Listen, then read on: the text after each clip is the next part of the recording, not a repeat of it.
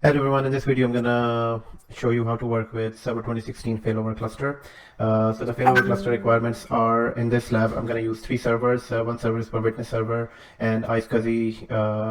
And it's gonna be a storage as well. So for that I'm gonna add 20 GB of disk, and that 2 cluster will be the cluster node. So it's a 2 node cluster, and install 3 servers on server 20. So we will install all 3 servers with server 2016 networking. On the first server we need only 1 network card, and the other 2 servers that are cluster nodes, we're going to install 2 network cards, one for the public communication, one for the cluster private communication. The architecture will look like this. So 3 servers, these are the server names: 360, Cloud Server 1, Cloud Server 2, Cloud Server 3. The IP addresses will be these. So we are following this architecture. Let's get started. So I'm going to open VMware Workstation, and I'm going to install the 3 servers. So first server, so to install the first server, server 2016.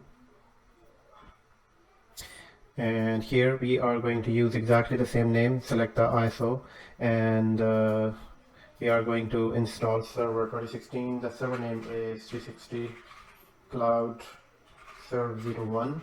I'm going to copy this name so that I can use the same name for the other servers. 60 GB of hard drive, and likewise I'm going to create the second and third server.